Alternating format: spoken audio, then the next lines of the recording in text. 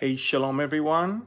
This is Amir Tsarfati, and these are breaking news. And for some of you that are not watching or following me on Telegram, you probably don't even know what is going on in Kiev and what has been said just an hour ago in Moscow in regards to Israel. Something very, very big. So I'm gonna wait for a few seconds to see that people connect, and then I'll explain what happened today, what is happening actually. And this is quite amazing, okay? And if you're not following me on Telegram, you will probably have a hard time understanding what I'm talking about because the footage is stronger than my words. Okay, so again, I'll give you a few more seconds, and if you can connect and share, okay, share it also. I'm not on Facebook Live right now. Facebook is not giving me any chance to log on to my own page, so who cares? I'll use this one right now. But again, folks, shalom, it's Amir Tsarfati. This is the last day of Sukkot, of Tabernacles. Tomorrow, life goes on. In breaking news, I mean, we woke up this morning to some very, very, very dramatic footage coming out of Kiev, but even more so, the subtle threat that we received from Russia today. Okay, so you probably don't know what I'm talking about. Dozens of Iranian-made Shahed 136 Kamikaze drones that the Russians rebranded and named it Geran 2, Geran from geranium. I'm not sure why they chose that name. But what happened is that they were launched, listen folks, they were launched from Belarus.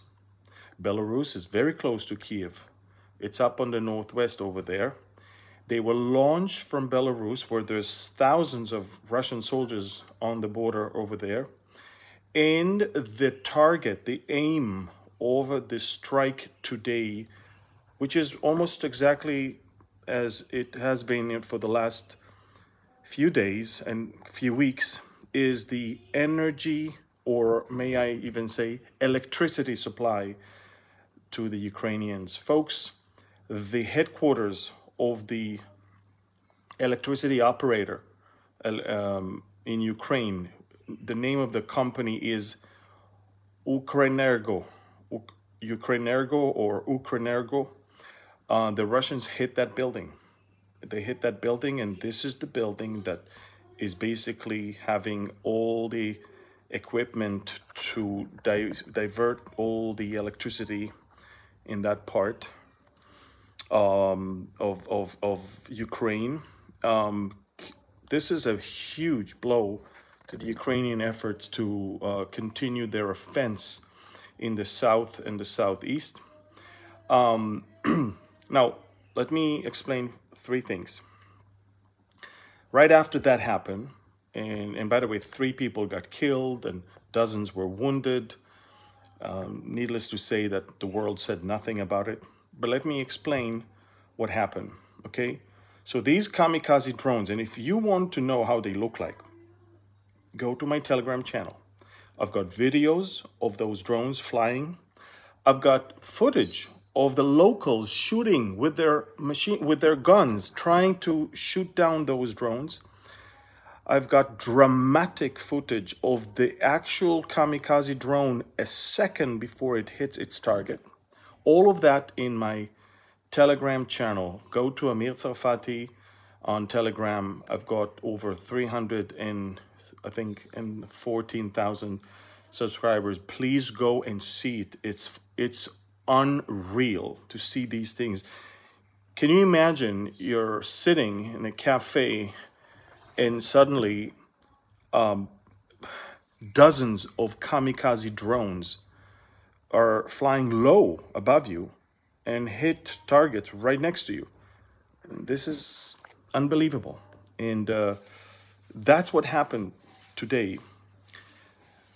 Infrastructure was hit pretty bad in Ukraine, in Kiev right now. Kiev is now on this map of all the attacked areas. This is exactly why China called all of its citizens to leave Ukraine.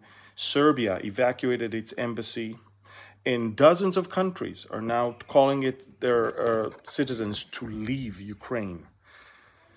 Now, apart from that, which, well, we can talk about that later, let me tell you what else happened today, which is in biblical proportions, okay?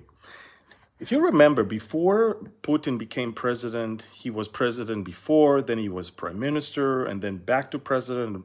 But he was playing those, you know, seats of changing seats with Dmitry Medvedev, if you remember. Medvedev was first prime minister, then president, prime minister, and now Medvedev is the deputy chief of the National Security Council to the parliament in Moscow. And Medvedev said today, Israel should not even think about sending Ukraine any military aid, or else the relations between Moscow and Tel Aviv are going to be badly or severely hurt. Now, why did he say that? He said that because yesterday some Israeli members of the government tweeted that now that Iran is arming Russia and Russia is using it against the Ukrainians, it's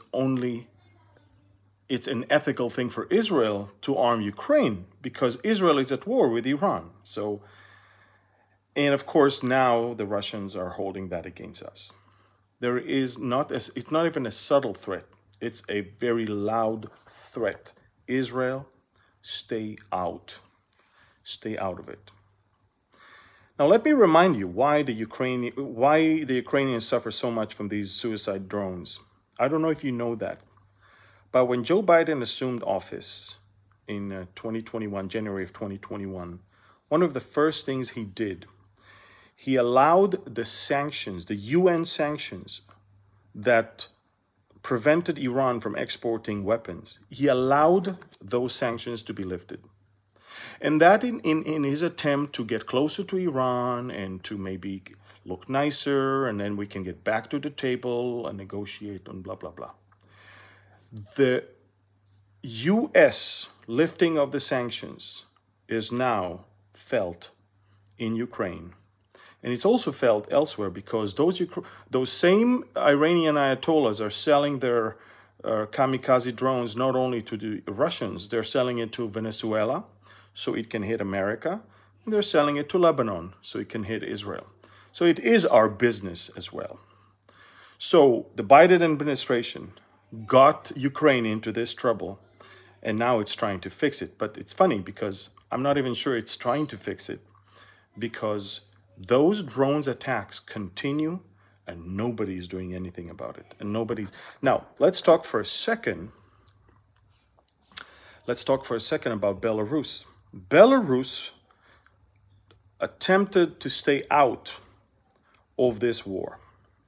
From the very beginning, if you remember in February of this year, just days and weeks before the war began, there was military exercise of the Russians in Belarus that were the pretext for the arrival of so many Russian soldiers in Belarus. Ladies and gentlemen, Belarus right now already decided that it is part of this war. It is allowing Russian soldiers to use Belarusian territory to launch these kamikaze drones towards Kiev, because if you look on the map, Kiev is very close to the border with Belarus. But I will also tell you that the government of Belarus is accusing Ukraine for training terrorists to go and commit terror attacks in Belarus itself. The Belarusian government and Ministry of Defense began to deploy rockets and weapons across the country. They are getting ready for a war. Now, if there is a war that is now opening also from that front, Ukraine has no chance. And the assumption is that if there will be a new front of a new country attacking Ukraine, this is where NATO will say, that's it, we're moving in. And that is exactly why Putin began to wave with the nuclear option.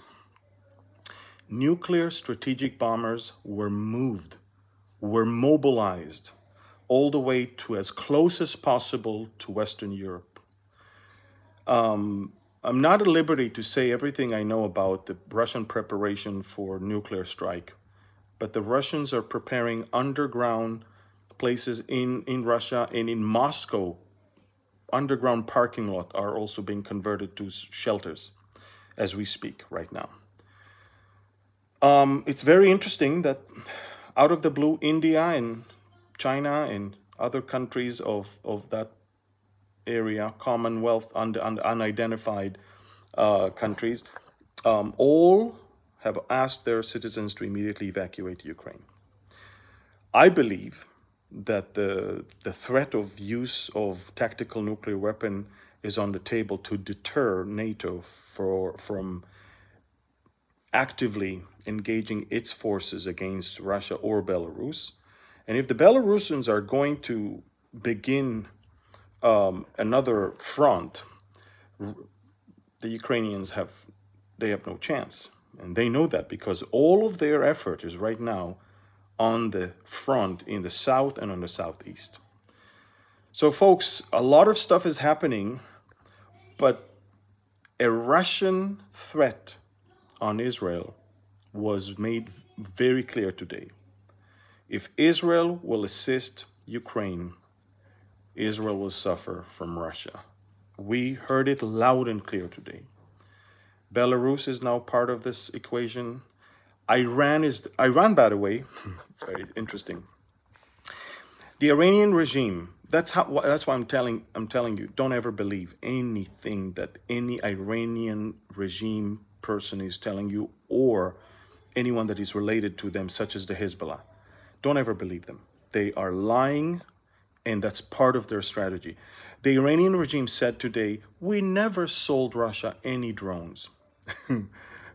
It's funny because we have the drones. The Ukrainians yesterday uploaded a whole video on detailed description of what the drones are because they captured a few of them. This is an Iranian Shahed 136 drone. It has serial numbers on it. It's very interesting. Folks, there's no doubt this is the one. So the Russians say we never bought it. The Iranians said we never sold it, but the Ukrainians are suffering from it. I want you to know that the same problem I have is with in the coming week or so, there will be this maritime border agreement with Lebanon. Lebanon is controlled by Hezbollah today. The Lebanese government is a puppet of the Hezbollah. And the U.S. made us sign a deal that Hezbollah is not even intending to keep. Hezbollah, by the way, is a division of the Iranian Revolutionary Guards. It's a division of it. They declare themselves as such. So, am I supposed to trust the American guarantees that the Lebanese side will keep its deal? Remember, there were guarantees that Bill Clinton gave to the Ukraine in 1994, known as the Budapest Memorandum, in which America vouched for Ukraine that it will never be attacked by Russia. Did it work? Did it really help? I'm not sure. America also promised the Afghans that the Taliban is not going to throw their military and government out. Did it help? Did it work? Absolutely not. Well, America is now trying to give guarantees to the Israelis using a weak transition government that has no mandate to do any deals. In 2 weeks, we have elections. Why are you rushing to cut a deal with an enemy country without waiting for a government to be elected. Well, that tells you this whole thing is manufactured. But again, for us, you have to remember there is a clear Russian threat that came out from the mouth of number 2 person in Russia today, Dmitry Medvedev, the one that was president and was prime minister, and as he were playing hot seats with Vladimir Putin. Ladies and gentlemen, okay, how do I say that without sounding too sensationalist? Because this is not who I am. In fact, I detest sensationalism. But all the signs are on the ground that it will evolve into a world war. Now, world war is not necessarily the whole world is fighting. World War I, it wasn't the whole world. World War II wasn't the whole world. But when you have multiple countries engage, it's not one country against another. This is already what the definition of a world war. And when it's in several fronts, then of course we have that.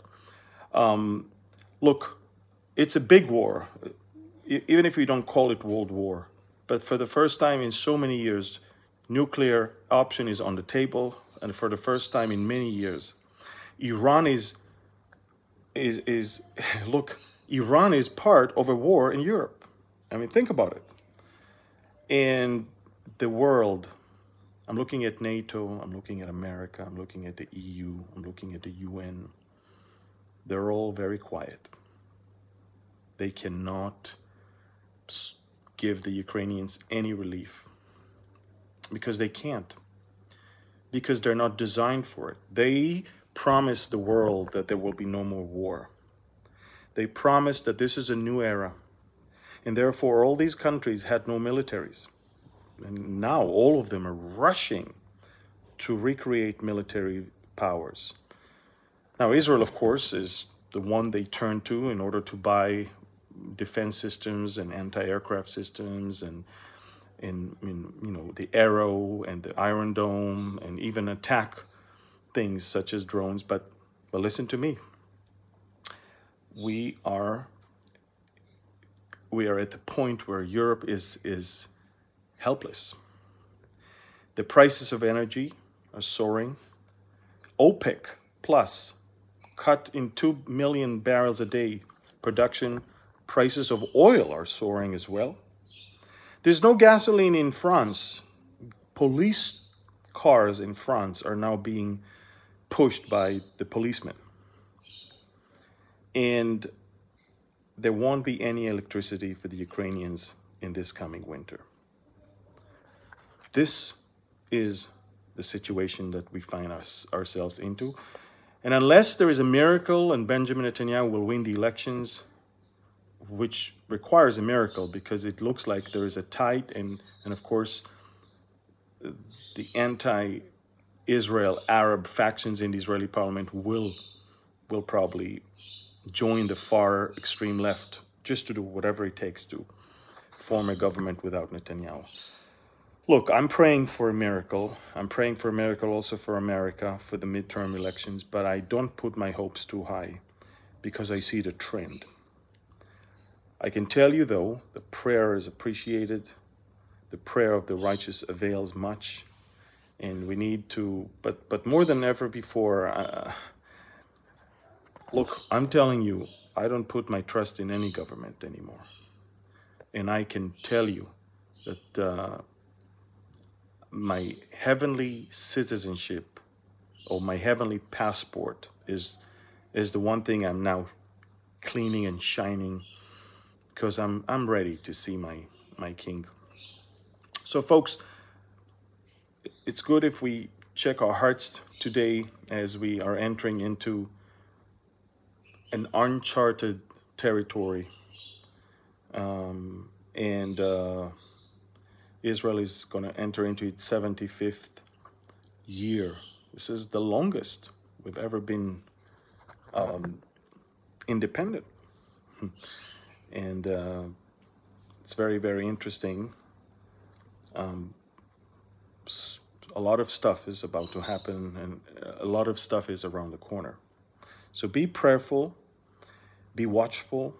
And again, if you want more information, footage, videos, maps, photos, and much information, go to my Telegram channel. Find Amir Tsarfati on Telegram. I've got 314,000 subscribers. It's very easy. All the others are all fake channels that people are just trying to scam you through. Find the one with that many subscribers, that's me, and press join, and you will have tons of information. And I'm talking about on an hourly basis. All right, folks, thank you. God bless you. Shalom. And let me see if I know even how to turn off this